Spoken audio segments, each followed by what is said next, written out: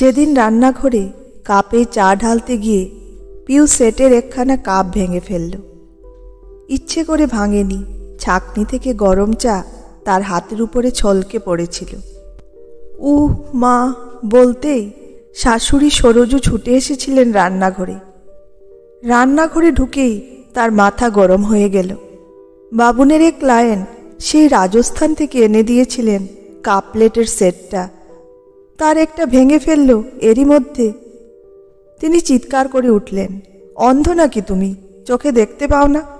আমারও তো শখের জিনিসটা এভাবে ভেঙে দিলে। হাতটাকে বেসিনের কলের নিচে ধরে ঠান্ডা জল দিতে দিতে পিউ বলল, ইচ্ছে করে তো ভাঙিনি, গরম চাটা হাতের উপরে পড়ে যাওয়ায় হাতের ধাক্কায় কাপটা পড়ে যায় নিচে। ওইটুকু গরমে কি এমন হয় যে একেবারে সব কিছু ফেলে কলের তলায় হাত পাততে হলো তোমায়? বিয়ে করে শ্বশুরবাড়ি ঘর করতে এসেছো, অথচ লক্ষ্মীশ্রী হওয়ার এতটুকুও যদি লক্ষণ থাকে শরীরে। অনেক হয়েছে জল দেওয়া, এবার চাগুলি সবাইকে দিয়ে আমায় উদ্ধার করো। ব্যাপারটা রান্না করেই শেষ হলো না, নিজের ঘরে গিয়েও গজগজ করতে থাকেন সরোজু। সামনে রয়েছেন তার 2 বোন আর ভগ্নিপতি, সাথে উনার মেয়ে রূপাও। সরোজুর 2 বোন ভগ্নিপতি দিদির কথা শুনেও চুপ করে থাকলেও রূপা ব্যস্ত হয়ে বিছানা থেকে নামতে নামতে বলল, তুমি কি মানুষ মা, নাকি অন্য কিছু? মেয়েটার হাতে গরম চা পড়ে পুড়ে গেল, সেদিকে খেয়াল নেই, অথচ একটা কাপ ভেঙে গেছে বলে কুই পেড়ে যাচ্ছ। রান্নাঘরে ঢুকেই রূপা ভাই বউয়ের হাতটা নিজের হাতে নিয়ে বলল, খুব জ্বলছে তাই না রে? পিউ ননদের হাতের থেকে নিজের হাতটা ছাড়িয়ে নিয়ে বলল, হাতের জ্বালা মিটে যাবে দিদি ভাই, অপমানের জ্বালাটা বোধহয় মিটবে না। সেটাকে তুমি সারাবে কি করে? এখানে 5টা বাজে কথা বলে শখ মিটল না তোমার মায়ের, কতগুলো বাইরের লোকের সামনে গিয়েও অপমানমূলক কথাগুলো বলতে হলো তাকে। রূপার খারাপ লাগলো পিউর কথা ভেবে। মেয়েটাকে তার মা যেন পাত্তাই দিতে চাইছে না। একটা হাইলি এডুকেটেড মেয়ে, ভালো চাকরি করে, তাকে টিপিক্যাল ঘরের বউ বানানোর যে কি আছে সেটাই ভেবে পায় না রূপা। বাবা মায়ের একমাত্র মেয়ে পিউ, যথেষ্ট আদরের। সেই মেয়ে যে বিয়ের পরে এসে এই সংসারের সবটুকু শিখে নেওয়ার, বুঝে নেওয়ার চেষ্টা করছে, সেটাই কি যথেষ্ট নয়? একটু তো সময় দিতে হয় মানুষকে, একটা নতুন পরিবেশে নিজেকে মানিয়ে নিতে। রোজ রোজ কিছু না কিছু অশান্তি লেগেই থাকছে সংসারে। মা যেন কোথাও মানতেই পারছে না পিউকে। পিউ কিন্তু যথেষ্ট চেষ্টা চালিয়ে যাচ্ছে সবার সাথে হাসি মুখে থাকার। মা বুঝতেও পারছে না আজ যে অত্যাচার, যে অপমানগুলো তিনি তার ছেলে বউকে দিচ্ছেন, সময়ের বিবর্তনে একদিন সেই অপমানগুলোই তিনি ফেরত পাবেন, কিন্তু তখন তার আর কিছুই করার থাকবে না। এর কিছুদিন পরে পিউয়ের বাবার হার্টে 2টো ব্লকেজ ধরা পড়ে, অপারেশন করে স্টেন বসাতে হয়। তখন পিউ তার স্বামী অয়নকে বলে, আমি কিছু মাসের জন্য বাবা মায়ের কাছে গিয়ে থাকব। অয়ন অদ্ভুতভাবে বলে ওঠে, মায়ের কাছে গিয়ে পারমিশন চাও, মা যেতে দিলে আমি আপত্তি করব না কোনো। পিউ তেলে বেগুনে জ্বলে উঠল। অত্যন্ত বিরক্তির সাথে সে বলল, আমি বেড়াতে যাচ্ছি না অয়ন। বাবা মায়ের বিপদের দিনে বাবা মায়ের একমাত্র সন্তান হিসেবে তাদের পাশে থাকাটা আমার নৈতিক, মানবিক ও আইনি দায়িত্ব। সেটা করার জন্য আমাকে কারোর কাছ থেকে পারমিশন নেওয়ার দরকার আছে বলে আমি মনে করি না। নিজের ল্যাপটপটা বন্ধ করে অয়ন বলে উঠল, মাকে তোমায় যেতে মানা করবেন? এটুকু জিজ্ঞেস করলে তার ভালো লাগবে, এই আর কি। মন চাইছিল না, তবুও অশান্তি করে বেরোতে মন চাইল না বলে পিউ সরোজুর কাছে গিয়ে বলল, মা তোমরা তো জানোই আমার বাবার বুকে স্টেন বসেছে, এখন কদিন ওদের কাছে থাকাটা আমার দরকার, তাই ভাবছি। পিউর মুখের কথা শেষ হতে পারল না, তার মুখের কথা কেড়ে নিয়েই সরোজু বললেন, এই তো কটা দিন এত দৌড় ঝাঁপ করে তোমার বাবার অপারেশন করিয়ে দিলে, আবার এখন ওই বাড়িতে গিয়ে থাকার কি আছে তোমার? তুমি তো আর তার সেবা করবে না, তার জন্য তো আয়া রেখেই দিয়েছেন তোমার মা। না না, ওখানে গিয়ে থাকা টাকা চলবে না তোমার। তুমি বরং রোজ অফিস ফেরত একবার ঘুরে এসো বাড়ি থেকে। পিউ জানত সরজু এমনই কিছু মন্তব্য করবেন, তাই সে যেতেই চাইছিল না শাশুড়ির কাছে অনুমতি নেওয়ার জন্য। ঘরে এসে সে স্বামীকে বলল, আমি বাবার কাছে যাচ্ছি অয়ন। তোমার মা আমাকে অনুমতি দেননি আমার বাবা মায়ের বিপদে আমাকে পাশে থাকতে, কিন্তু আমাকে তো যেতেই হবে, তাই আমি চললাম। আমার এমন সিদ্ধান্তে যদি তোমার মনে হয় তুমি আমার সাথে ঘর করবে না, তাহলে আমাকে জানিয়ে দিও, ডিভোর্স পেপারে সাইন করে দেব আমি। খাট থেকে তড়াক করে নেমে স্ত্রীর হাতটা চেপে ধরে অয়ন বউকে নিজের বাহুডোরে জড়িয়ে ধরে বলে ওঠে, মাত্র 5 মাসের বিয়েতে বউকে ডিভোর্স দিয়ে দেব? পাগল নাকি পেট খারাপ? পিউ কেঁদে ফেলে স্বামীর আশকারা পেয়ে। অয়নের বুকে মাথা রেখে বলে, নিজের বাবা মায়ের কাছে কখন যাব কখন যাব না সেটা তো তোমার মা ঠিক করে দিতে পারেন না। তোমায় ভালোবাসি বলে উনার যথেষ্ট ঔদ্ধত্য চুপ করে মেনে নিয়েছি, কিন্তু তোমার শুনতে খারাপ লাগলেও বলতে বাধ্য হচ্ছি, এখন আর এসব সহ্য করতে পারছি না আমি। স্ত্রীকে শান্ত করে মায়ের ঘরে যেতেই সরজু ছেলেকে বলে উঠলেন, বউয়ের হয়ে যদি সালিশি গাইতে আসিস তো চলে যায় এখান থেকে। মাত্র 5 মাস বিয়ে হয়েছে, আর এখনই কিনা স্বামী ছেড়ে শ্বশুর বাড়ি ছেড়ে তিনি বাপের বাড়ি গিয়ে থাকবেন। আহ্লাদ করার আর জায়গা পায়নি, সব ফন্দি। কি ভেবেছে আমি বুঝি না কিছু? কায়দা করে বাবার অসুস্থতার বাহানা দেখিয়ে আমার ছেলেকে নিয়ে কেটে পড়ার তাল। অয়ন আমতা আমতা করে বলল, শোনো না মা, আমি বলি কি? চুপ, একদম চুপ। বিয়ে করেছিস তো মাত্র মাস 5 হয়েছে, সংসারের তুই কি বুঝিস রে? যা, রাত হয়েছে, গিয়ে শুয়ে পড়। মায়ের ধমকানি খেয়ে ঘরে এসে গুটি গুটি করে শুয়ে পড়ল অয়ন। পিউ শুধু ছল ছল চোখে বলল, তোমার মিনিমাম স্পাইনটুকুও নেই জানলে সত্যিই তোমায় বিয়ে করতাম না। মানুষ চিনতে বড় ভুল হয়ে গেছে আমার। পরের দিন সকালে ঘুম থেকে উঠে না খেয়ে দিয়ে অফিসের জন্য বেরিয়ে গেল পিউ। অয়ন কিছু বলতে যাচ্ছিল, কিন্তু সরজু বললেন, তুই তোরটা খেয়ে অফিসে যা, মেয়ে মানুষের অত তেজও ভালো নয়। এখন থেকে অত লাই দিলে পরে মাথায় উঠে নাচতে শুরু করবে। আরে ওর বাবা মা কি বলেছে নাকি মেয়েকে গিয়ে তাদের কাছে থাকতে? তারা তো তাদের ব্যবস্থা করেই নিয়েছেন। আমি তো আর যেতে বারণ করিনি পিউকে, শুধু বলেছি রাত্রিটা থাকতে না। তাতেই এত মুখ বার। না খেয়ে গেছে তো আমার কি হয়েছে, যাকগে। সারাদিনে অফিসে বসে বেশ কয়েকবার পিউকে ফোন করে অয়ন পিউয়ের সাথে কথা বলতে পারেনি। একটা সময়ের পরে অয়নের মনে হয়েছে পিউ একটু বেশিই বাড়াবাড়ি করছে। সত্যিই তো, মা এমন কি ভুল কথা বলেছেন? সদ্য বিয়ে হয়েছে ওদের, এর মধ্যে কি আলাদা থাকাটা ঠিক কথা নাকি? পিউয়ের বিষয়টা নিজে হ্যান্ডেল করতে পারবে না বলে অয়ন অফিস শেষে তার দিদির উপার বাড়িতে গেল। গিয়ে সবটা খুলে বলল দিদি জামাইবাবুর কাছে। রূপা তার ভাইকে জিজ্ঞেস করল, তোর কি মত, তুই কি বলিস? আমি আর কি বলবো, আমার কথা কেউ শুনলে তো। আর আমার তো মনে হয় পিউ একটু বেশি স্বাধীন চেতা হয়ে উঠেছে। বিয়ের আগে এতটা উদ্ধত তো ছিল না, এখন যে কেন এমন হয়ে উঠেছে? কেন, কি করেছে পিউ? প্রশ্ন ছুড়ে বসল অয়নের জামাইবাবু নিখিলেশ। আরে মায়ের কথা একেবারেই শোনে না, রোজ 8টার আগে ঘুম থেকে উঠতেই চায় না। জোর করে ডেকে তুলে দিলে তার মুখ ভার হয়ে যায়। মা যা রান্না করতে বলবে ঠিক তার উল্টোটা করে রাখবে। মা যেভাবে চলতে বলবে সেটা পছন্দই হবে না তার। একটুকুও লক্ষ্মীশ্রী ভাব নেই পিউর মধ্যে। সেদিন কি করেছে জানেন? মায়ের সাথে কথা কাটাকাটিতে আমার রাজস্থান থেকে আনা একটা কাপ সেটের কাপই ভেঙে ফেললো আছাড় দিয়ে। মেয়ে মানুষের এত রাগ কি ভালো বলুন? আমি যদিও ওকে কিছু বলিনি, কিন্তু আমার যে খারাপ লাগতে পারে সেটা একবারও ভেবে দেখলো না ও। আর কার বাবার না শরীর খারাপ হয়, তাই বলে বিয়ের 5 মাসের মধ্যে কেউ বাপের বাড়ি যাওয়ার কথা ভাবে? ওর বাবা মা তো জানতেনই তাদের একটা মাত্র মেয়ে। মেয়ের বিয়ে হয়ে গেলে যে তাদের সব কিছু একা সামলাতে হবে সেটা জেনেই তো তারা মেয়েকে বিয়ে দিয়েছেন। নিখিলেশ বলল, তুইও তো জেনেই বিয়ে করেছিলি যে পিউ তার বাবা মায়ের একটা মাত্র সন্তান।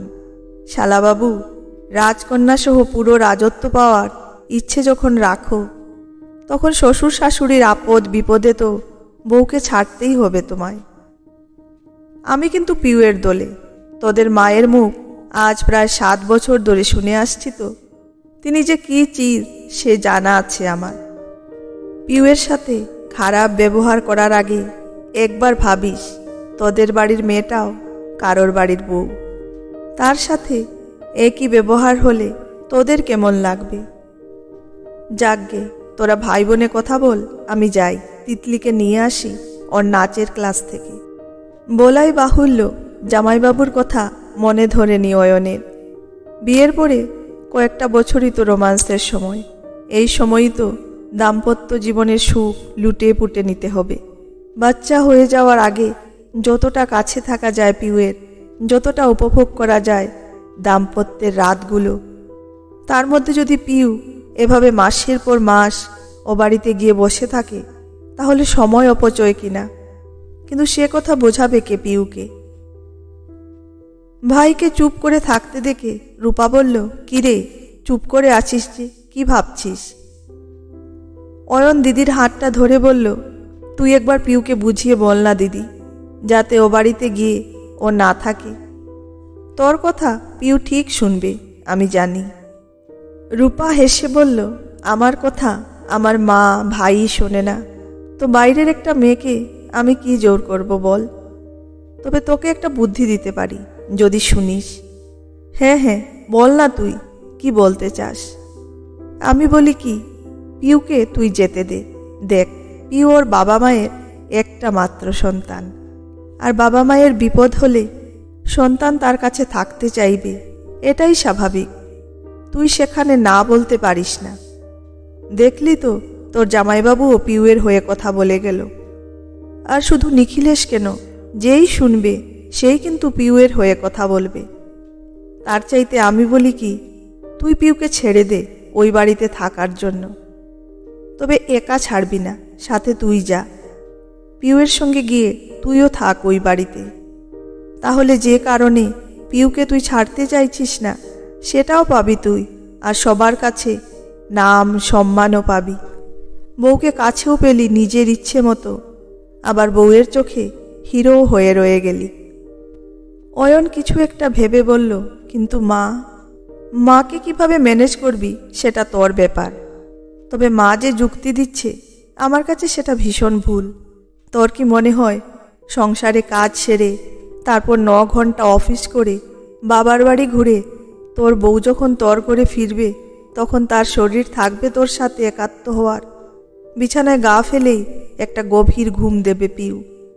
মায়ের কথা শুনলে তোর কিছু প্রফিট হবে বলে তো আমার মনে হয় না। হ্যাঁ, লাভ হলে মায়ের হবে। মাকে সাহায্য করার লোকটা মায়ের কাছেই থেকে যাবে, কিন্তু তোর বউ কিন্তু তোকে কিছুই দেবে না। ভেবে দেখ কি করবি। সারা রাস্তা দিদির কথাটা ভাবতে ভাবতে বাড়ি ফেরে অয়ন। সত্যিই তো, পিউ এভাবে এই বাড়িতে থেকে গেলে তার তো কোনো লাভ নেই, বরং বউয়ের চোখে সে একটা মেরুদণ্ডহীন পুরুষ হয়ে রয়ে যাবে। যা মুখ পিউয়ের, রাগ হলে ওর মুখে কিছু আটকায় না। বাড়িতে ঢুকেই সোজা মায়ের ঘরে গিয়ে বসল অয়ন। কোনো রকম ভূমিকা না করেই বলল, বুঝলে মা, অনেক ভেবে দেখলাম পিউয়ের এখন ওর বাবা মায়ের কাছেই থাকা উচিত। একটা মাত্র মেয়েও মন খারাপ করে এ বাড়িতে বসে থাকলে তার নেগেটিভিটি এই বাড়িতেও পড়বে। তার চেয়ে ভালো পিউ যাক ওই বাড়িতে। সাথে ভাবছি আমিও যাব। আমিও পিউর সাথে গিয়ে ও বাড়িতে থাকব। ছুটির দিনগুলো এ বাড়িতেই দুজনে চলে আসব, সময় কাটিয়ে যাব। সরোজু প্রচণ্ড রেগে গিয়ে বললেন, শেষ পর্যন্ত ঘর জামাই হবি তুই? ঘর জামাই হতে যাব কেন? এখন তো অনেকেই প্রয়োজনে অপ্রয়োজনে শ্বশুর বাড়ি গিয়ে থাকে, আর আমি তো প্রয়োজনেই যাচ্ছি। পিউ একা গেলে কয়েক মাসের মধ্যে ফেরার নাম নেবে না। আমি সাথে গেলে ওর বাবা মা লজ্জায় মেয়েকে মাসখানেকের মধ্যে ফেরত পাঠাবেন এই বাড়িতে। আমি বরং এই 1 মাস একটু জামাই আদরও খেয়ে নেব। তুমি আর এই বিষয়ে আপত্তি করো না। সরোজু তারপরেও না বলতে যাচ্ছিলেন, কিন্তু অয়নের বাবা শ্যামলবাবু বললেন, তুমি থামো তো সরোজু, ছেলের ব্যাপার ছেলেকে বুঝে নিতে দাও। সরোজু আর কোনো কথা বলতে পারলেন না।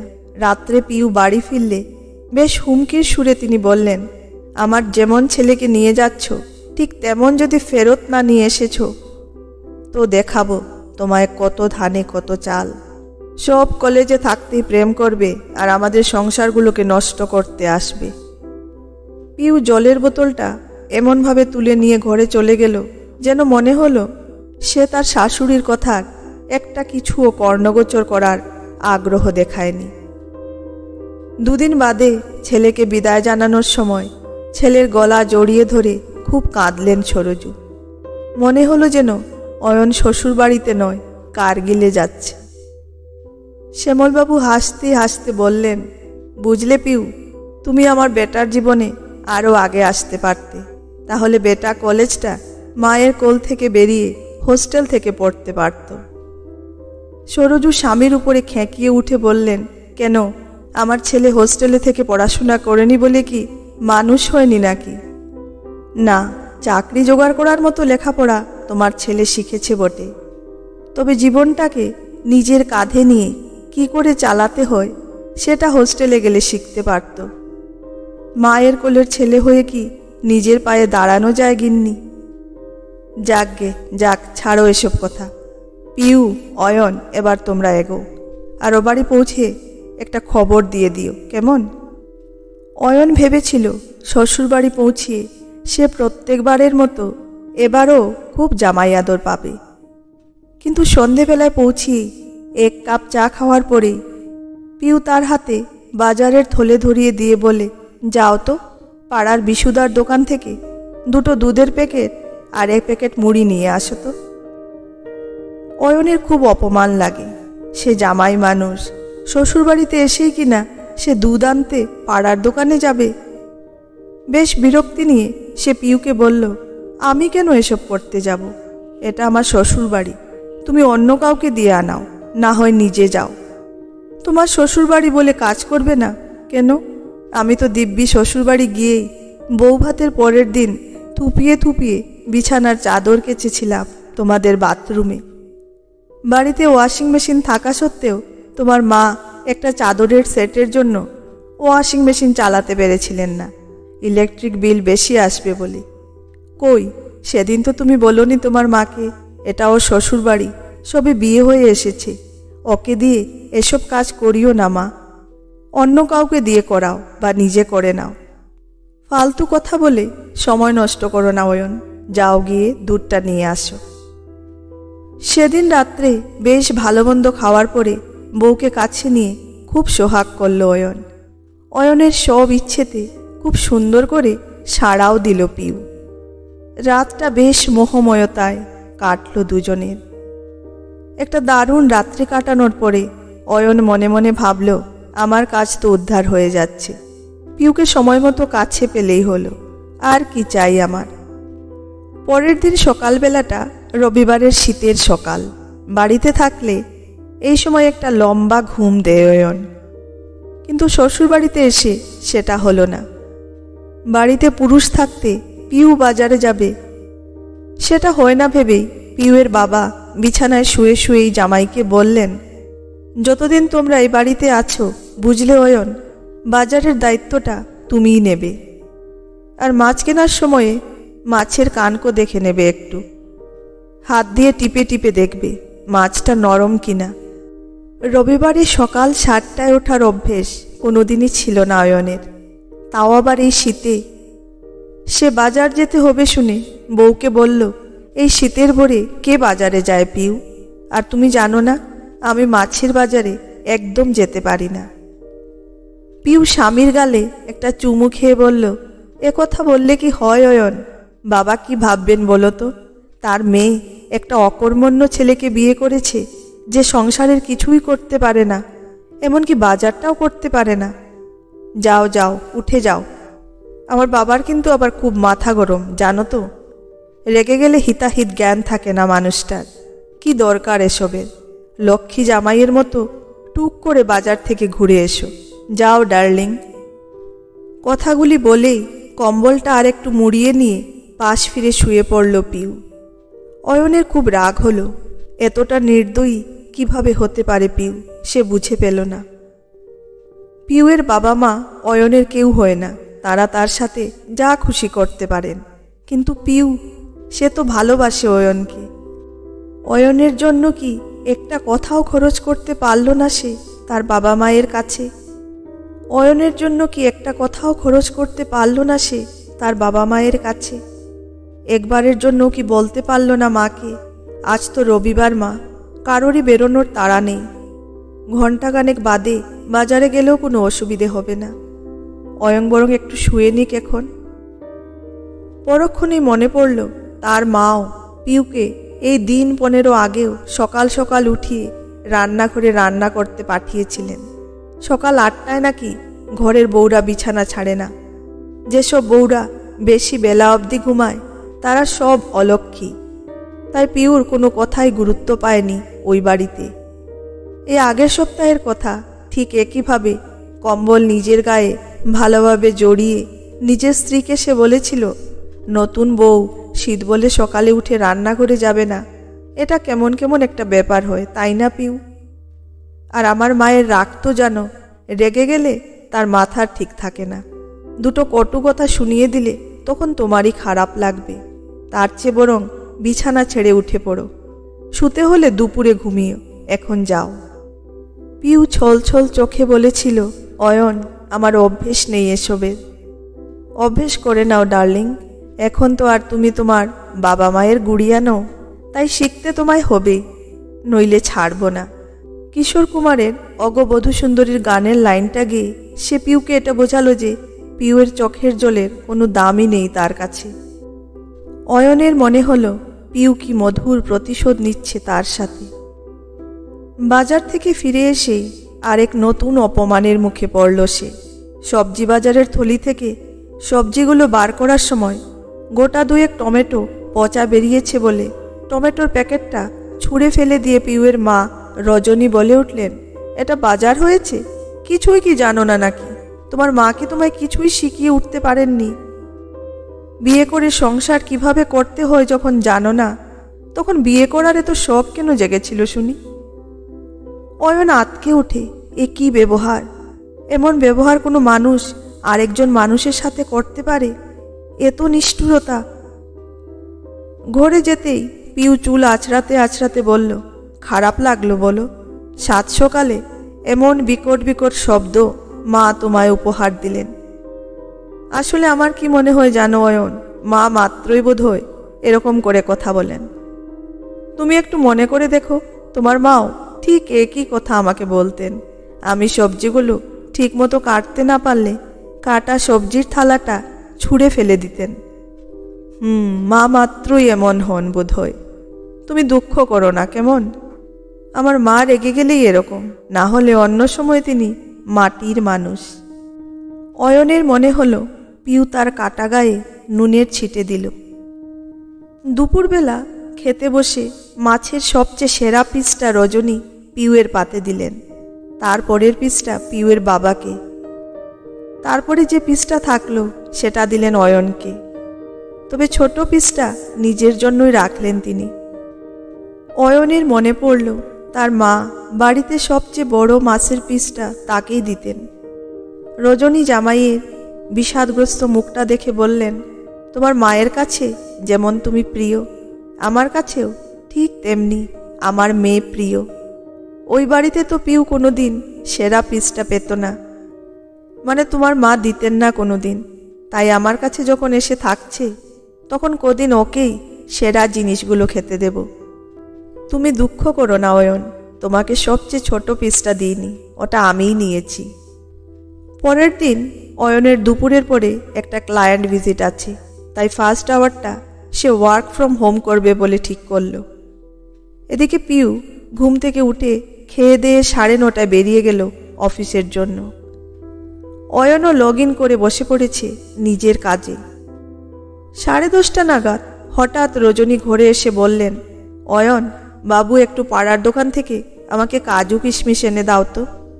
পিউটা পায়েস খেতে চেয়েছে আমার কাছে, ভাবছি পায়েসটা এখনই করে রাখব। করতে গিয়ে দেখলাম কাজু কিশমিশ ফুরিয়ে গেছে, একটু নিয়ে এসে দাও তো বাবা। অয়নের মাথায় তখন হাজার হাজার লাইনের কোডিং ঘুরপাক খাচ্ছে। আজ একটা প্রজেক্ট প্রেজেন্টেশন আছে। লাস্ট মুহূর্তে প্রজেক্টটার সমস্যাগুলো খুঁটিয়ে খুঁটিয়ে দেখতে হচ্ছে, যতটা সম্ভব এরর ফ্রি করতে হবে।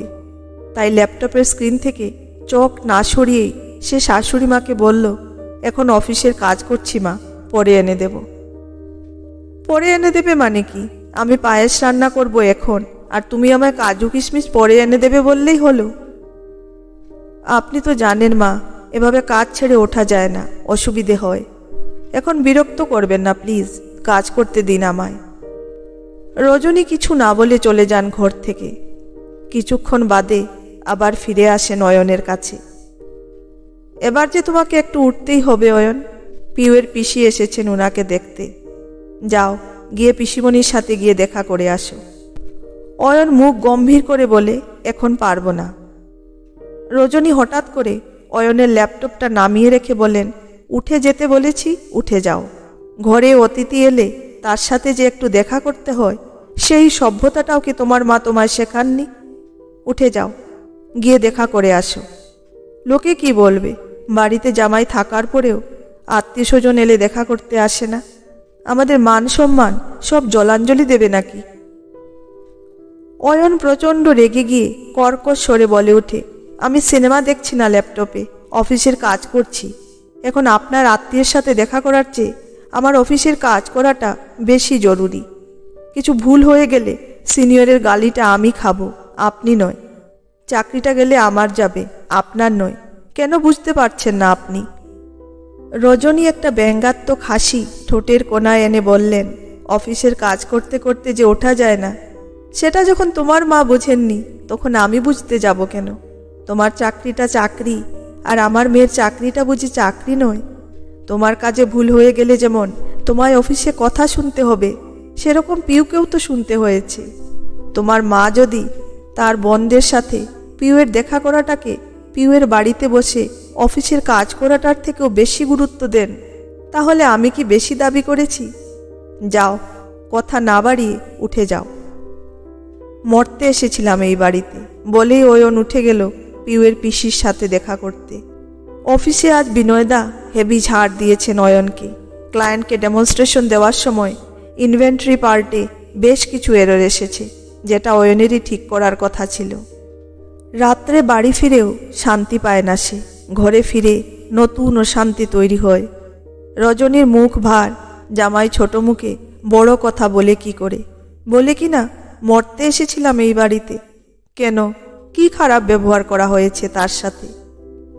পিউ অয়নকে সোজা বলে বসল, যাও, মায়ের কাছে গিয়ে ক্ষমা চাও।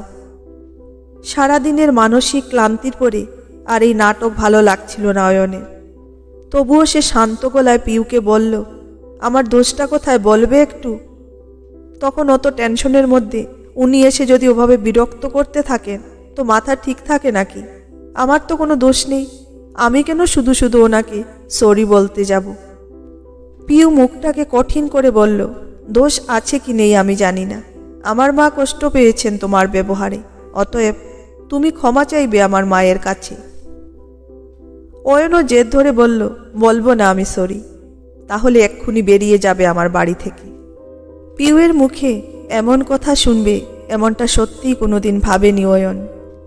পিউয়ের বাড়িতে সে আছে বলে তাকে এভাবে পিউ তাড়িয়ে দিতে পারে না, অপমান করতে পারে না। সত্যি মিথ্যের যাচাই না করে এভাবে বাড়ি থেকে বেরিয়ে যেতে বলল তাকে। আর এক মুহূর্ত দাঁড়ালো না অয়ন, বেরিয়ে গেল সে পিউয়ের বাড়ি থেকে। কিন্তু রাস্তায় বেরিয়ে তার মনে হলো সে যাবে কোথায়? নিজের বাবা মায়ের কাছে সে ফিরে যেতেই পারে, কিন্তু ফিরে গিয়ে সে বলবে কি? যে পিউ তাকে একদিন ভালোবেসে বিয়ে করেছিল, আর সেই পিউই তাকে গেট আউট বলে দিয়েছে। মানুষ চিনতে না পারার এই লজ্জা যে নিজের বাবা মায়ের সামনেও প্রকাশ করা যায় না। তারা যদি বলে বসেন, কি দেখে বিয়ে করেছিলি রে বাবুন? তখন কি উত্তর দেবে অয়ন? চরম বিধ্বস্ত হয়ে কিছুটা সময় অয়ন দাঁড়িয়ে থাকলো রাস্তার ফুটপাতেই। তারপর মনে হলো এই মুহূর্তে যাওয়ার জন্য একটাই জায়গা আছে, সেটা হলো দিদির বাড়ি। দরজা খুলে বিধ্বস্ত অয়নকে দেখে রূপা বলল, হাত মুখ ধুয়ে নে ভাই, আগে খেয়ে নে, কিছু তো খাসনি মনে হচ্ছে।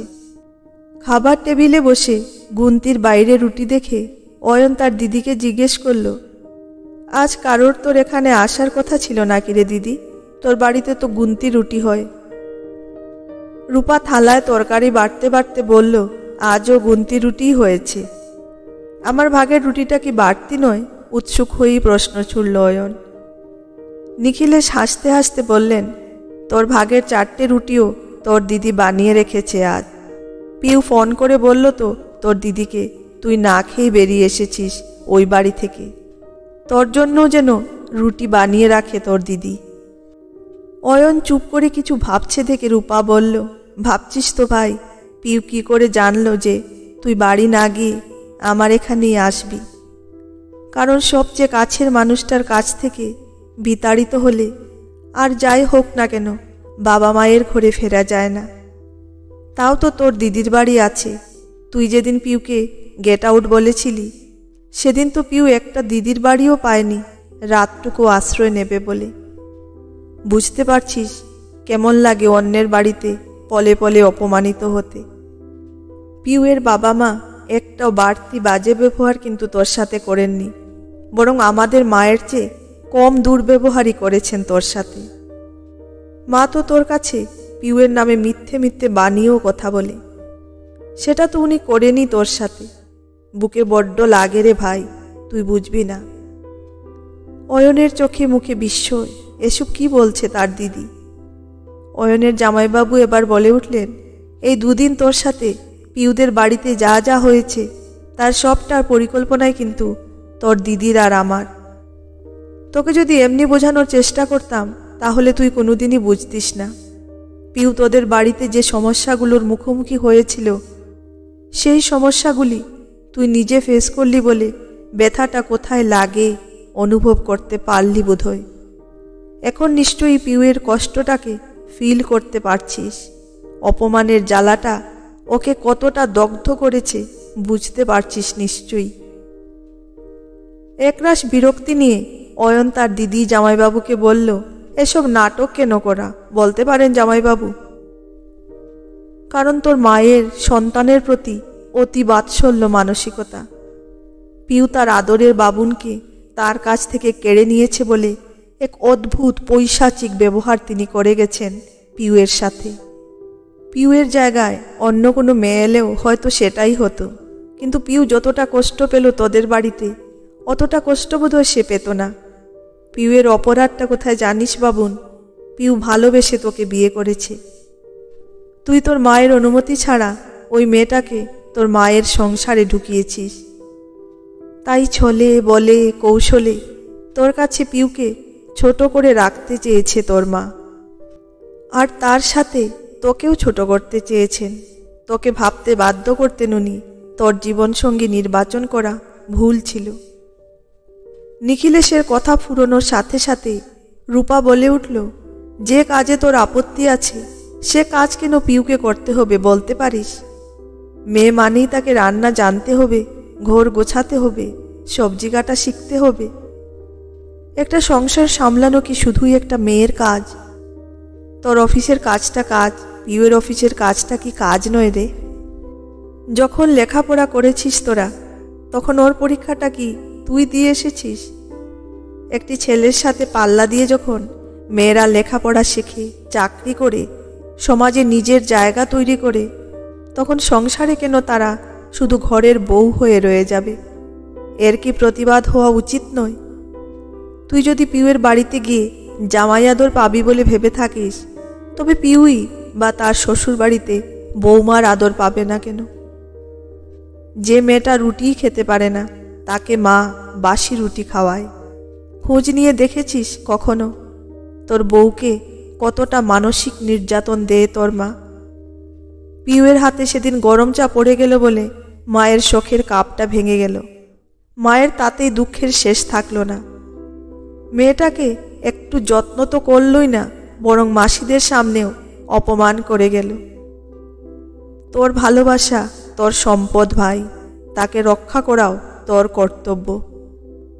তোর কাছে তোর মা বউ সব সমান হবে। যার যেখানে দোষ দেখবি সেখানে স্পষ্টভাবে তাকে সতর্ক করাই তো তোর কাজ। এটুকুও করতে পারলি না তুই। কাল যদি পিউ আর তোর ডিভোর্স হয়ে যায়, তাহলে বিয়ে ভাঙার কারণ হিসেবে এই সমাজ তোদের দুজনের দিকে আঙ্গুল তুলবে। কেউ বলবে না তোর বিয়ে ভাঙার জন্য তোর মা দায়ী। একটা ডিভোর্সের ফলাফল ডিভোর্সি মানুষ দুটোকেই বইতে হবে সবচেয়ে বেশি। যতদিন বাঁচবি ততদিন তোদের নামের আগে ডিভোর্সি বিশেষণটা থেকে যাবে।